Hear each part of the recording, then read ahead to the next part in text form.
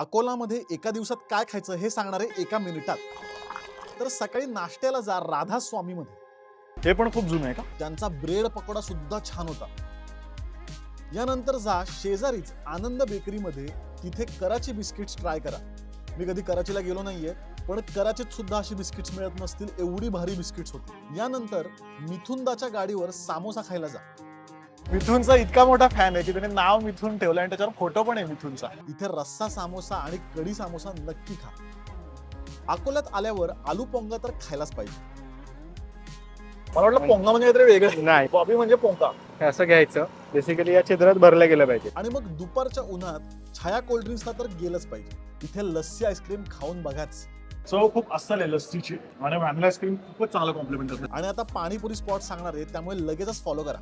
जय मल्हार चाट मध्ये अकोल्याची खास कांदापात सोबत मिळणारी पाणीपुरी खा. मेंदूमध्ये असं नाही का चवींचं, म्हणजे असं एकदम ग्राफ माझा मेंदूचा असा असेल. आणि इथला खस्ता चाट तर टॉप नॉच. खूप खुसखुशीत आहे आणि त्याच्या वरचं सगळं जे लेअर त्यांनी केलंय ना, प्रॉपर खस्ता. आता फक्त अकोल्याच्या पाणीपुरी आणि चाटचा अजून एक व्हिडिओ घेऊन येऊ का? नक्की कमेंट मध्ये सांगा.